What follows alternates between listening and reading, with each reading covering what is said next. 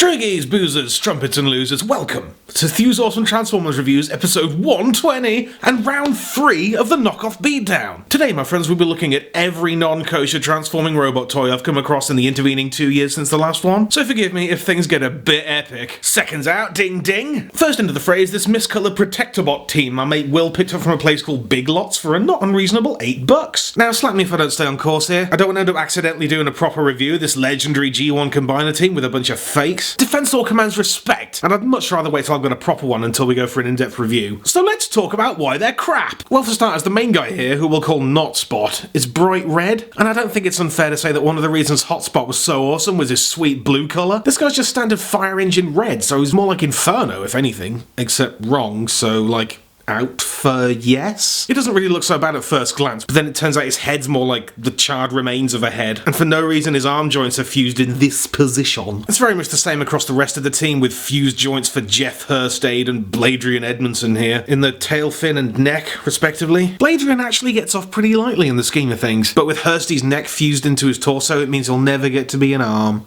Sad. Meanwhile, the flood of red also infects Gordon Ramsay Streetwise. And Groove from the Hoobs, who as a bonus also can't turn his kibble, so he always looks terrible. Streetwise Guy's abundance of red is particularly befuddling, because all he needs is a bit of black, and there's otherwise plenty of it to go around. As an added insult, there was even a bonus black wheel in the box. What is this?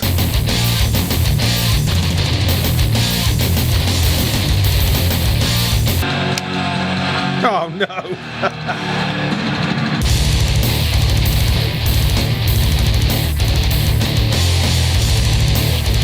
You know, combining a team into a big robot is usually a good time, but this guy does everything in his power to make that not happen. It's like all the little nitpicky crap things about all the toys combined together into one giant fail vaganza. But you know, I can't really complain about Defensor and Bowie here. He does a passable job of emulating the original, but don't think that makes him an acceptable substitute. Now, long time viewers will remember I opened my 4th ever video ever with a similar team of Protectonauts, who made up their tragedy quota by being far too small. And I think I like the little guy a tiny bit more, just because he had the good grace to come with some bonus English lols. The right brachium deform, the rise 4 deform, the movability share, it can turn 90.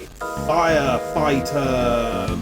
All this guy can muster is quick change robot system robot fighter fire rescue. That's just some words. But I suspect these guys have more in common than just their redditude. There seriously can't be more than one immoral toy manufacturer out there who thinks that emergency is a real word. That kind of shining just cannot strike twice. Now for some animated abominations. Now I'm not sure how prevalent these things were, but King Grimmy tells me he got them off eBay, which is a bit like saying they're materialised in his hands. What do you think? You ever see any animated activator knockoffs kicking around? If so, I hope they're a bit better than these. I like to call these guys Optimas, Crapchit, and Bum-Dur-Cack. And they are just garbage. I don't know how much worse these are than real activators, but I assume it's a lot. I mean, this Optimus barely fits together. Ratchet looks like a sad sack of crap. And while Thundercracker actually kind of works, great job, this body type never really worked very well in a toy, so what chance has a knockoff got? Still, with all that spring-loaded potential, I'll wager they fly apart pretty good.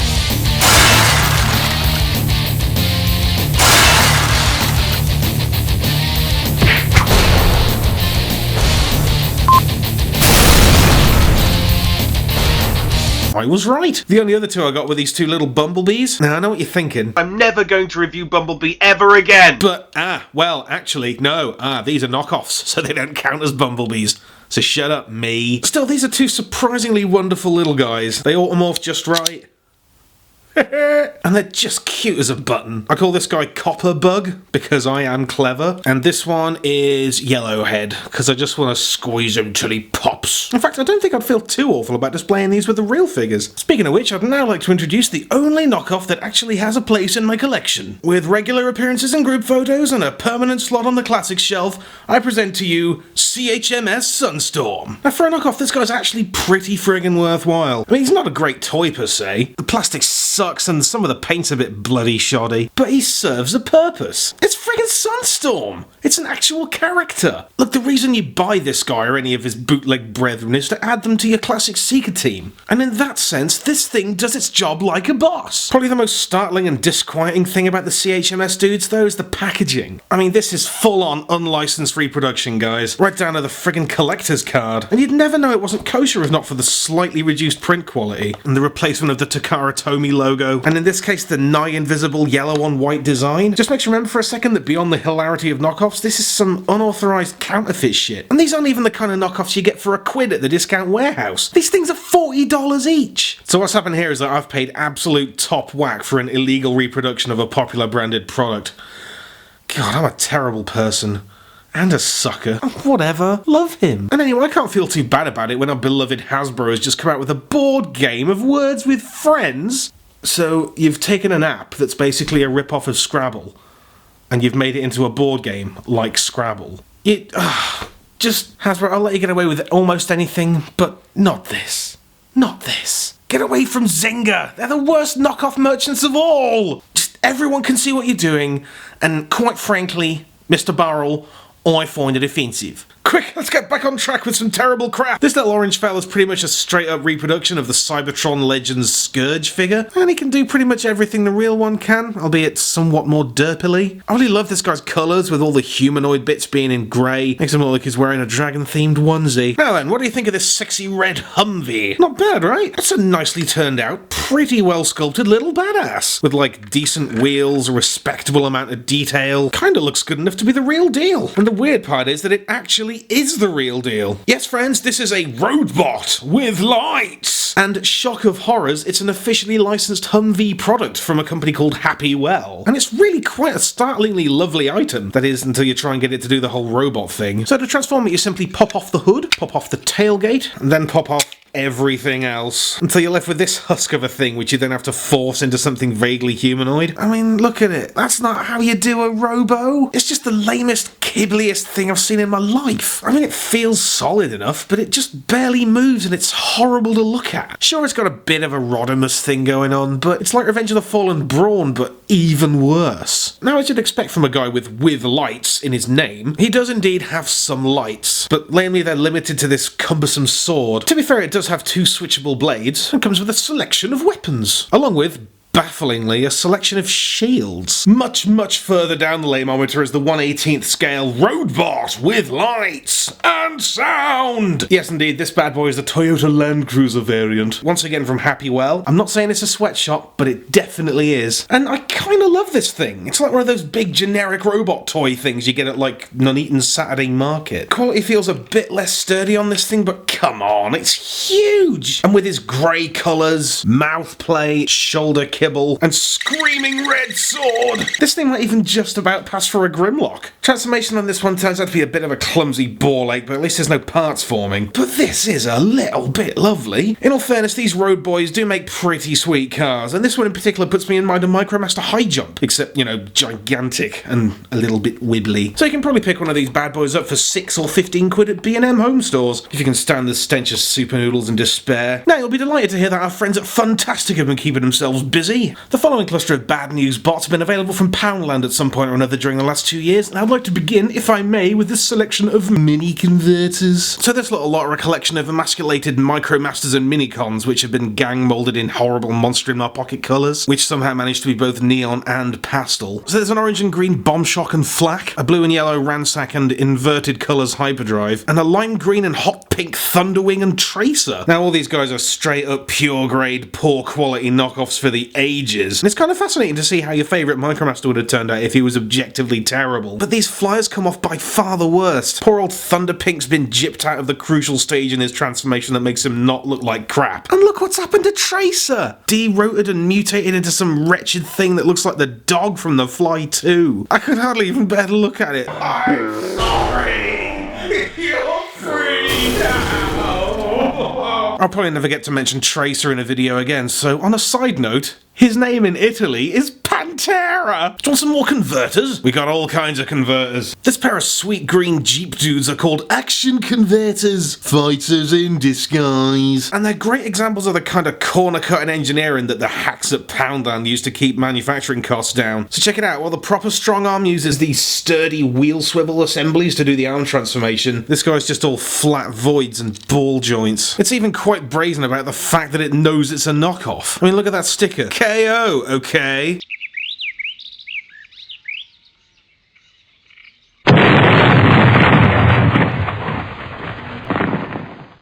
Can't hate this tubby little brush guard wannabe. I mean, yeah, he's crap, but he's kind of adorable. And also, I really want to keep him around until he finishes off his story. In 1688. Yeah? What happened in 1688, dude? Oh, is that about the Glorious Revolution? Because I'm pretty sure it can't just be Jeep. Bear witness now as Funtastic evolves into the Beast era, with this terrible trio of beastie converters.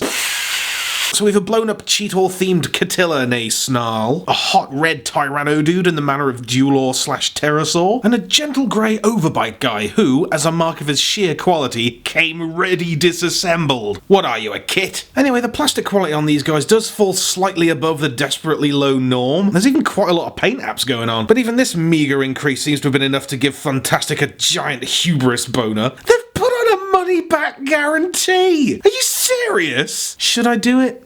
Should I write them a letter? Dear Funtastic, I recently purchased one of your beastie converters with the intention of smashing it with a brick for comedic effect in an internet video. However, the item failed to shatter with an appropriate amount of hilarity and also destroyed my brick in the process.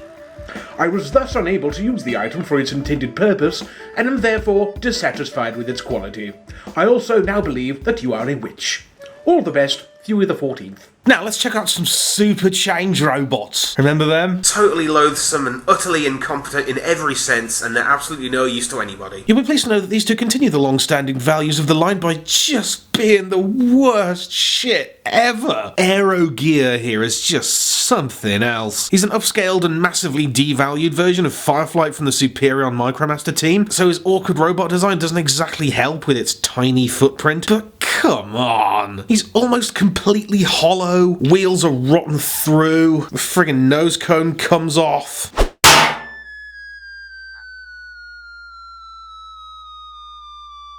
His packmate, Cop Gear, I see what you did there, is somehow even worse. He's based on one of the Spy Changer G2 GoBot molds, but with like leprosy and a bit of AIDS. Check out the production growths on his faceless head, naff uneven feet that he can't even stand on, and seriously, the laziest stickers of all time. Appalling. Now, moving slightly up the scale, but only slightly, we have Trans Robot Zags. Collect them! And despite the random-ass TF guys all over the package, Breakdown, Evac, RC, and what may or may not be a robot with or without lights and or sounds, ironically, I'm all but certain this guy isn't even a Transformer mold, looking as it does slightly more like some kind of Power Ranger Super Sentai guy. Shockingly though, aside from his unwieldable sword, this guy is actually not bad. It's a passable robo with actual paint apps, a decent enough transformation, and a pretty sweet car mode. And judging by the collect them all segment on the package, this is actually the best of the trans butt sex guys. Look at that helicopter. I'm not exactly compelled to collect them. Collect them. Similarly, on the actually not bad area of the suckage scale is this Power Warrior Robots into Car, which is a blown-up universe wheelie of alarmingly acceptable quality. This is actually sort of lovely. It feels proper, it's heavy, it's once again got some decent decals and passable paint apps. It feels chunky, it transforms well, and it looks good in both modes. I think I might even like... Wait, what's that? There's a sticker. Copyright? Copyright? Are you kidding me?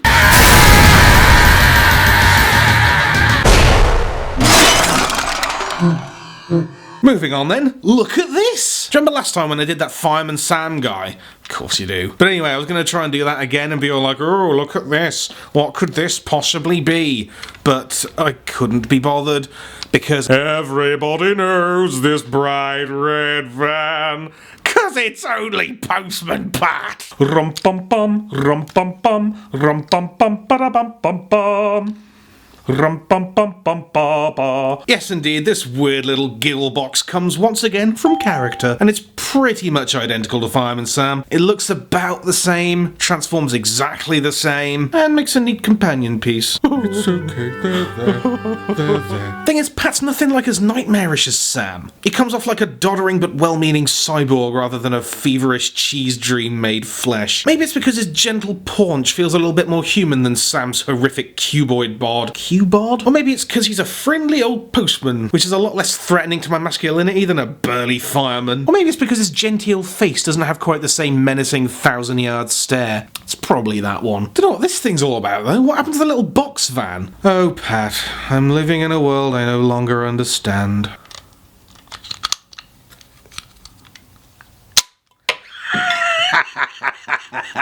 Let's return now to the realm of G1 of the triptych of tremendous Transformers, and believe me when I say that everything from here on in is a lousy cipher of a stone-cold Grail. So stop me if I unwittingly give any of these things legitimate review, because they simply are not worthy. So now we've established that these things are crap, let's have a look at what is undoubtedly the best knockoff Transformer I've ever seen. First, I'd like you to meet Double Delia Smith, whom Captain Faraday sent me in a blister pack labelled Missile Eagle. I'm not gonna lie to you, this is good stuff. I mean, it's exactly the right size, the plastic's brilliant, it's not missing any parts, it all works, and you'd be forgiven for thinking it was the genuine article if not for a tiny bit of missing red. This is an exceptionally high standard of knockoff, and it's kind of annoying how good this thing is, because A, that's boring and I can't make fun of it, and B, Double Dealer, the real one that is a properly classic robo with tons of interesting things to talk about, but I'm bound by my own stupid rules not to indulge these counterfeit rapscallions. So rather like Sunstorm, this thing makes absolutely no bones about having stolen its entire gig directly from Handstack. Perfect toy, stolen box art, the instructions contain words like Autobot and Power Master, and they even reckon they've got a tech spec decoder, and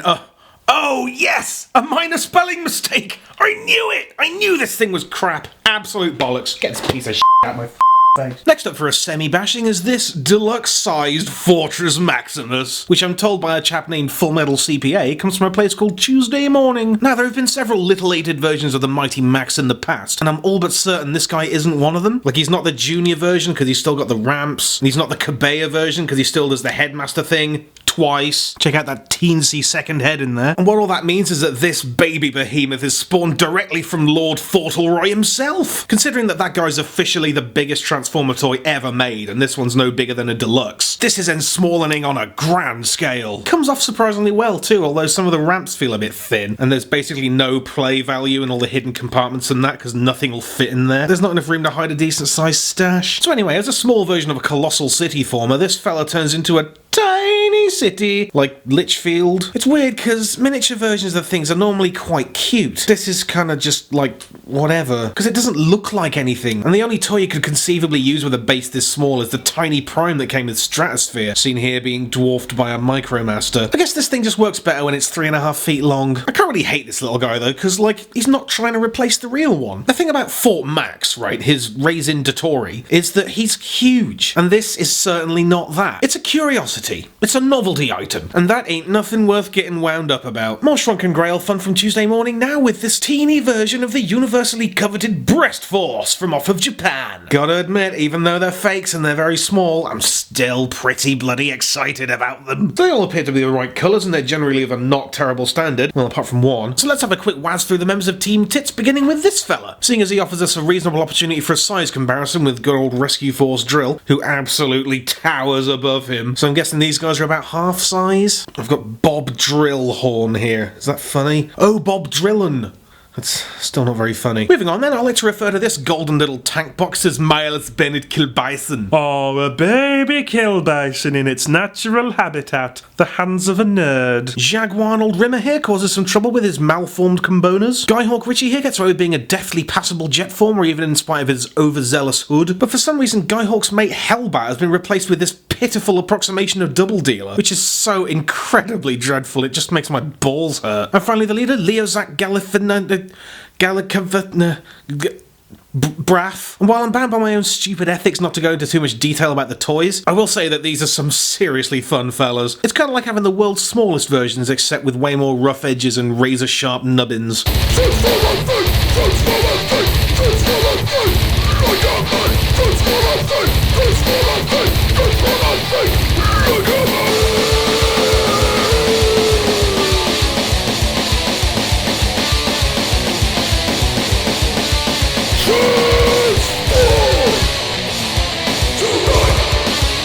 You know, considering the mild satisfaction I was able to glean from the individual dudes, there's something very disappointing about the combined form of Leo Sayer here. I mean, it's a hoot to have a go at doing a Leo Kaiser and get to see firsthand how the unbelievably scarce real guy would work. It's kind of a treat, even in spite of the errant crap limb. But it's kind of the same thing as with Fort Max, you know. Part of Leo Kaiser's appeal is that he's huge. I mean, imagine this, but in scale with this. So with the absence of the big guy wow factor and the slightly naffo quality, the overall effect is like looking at a preview of something you know you're gonna love, but with one of the important aspects replaced by something crap, like the Hobbit trailer, but with Rob Schneider. And that, my friends, is about all the knockoffs I can deal with right now. If you made it this far, high-five me through the screen, and promise me you'll stay out of Poundland.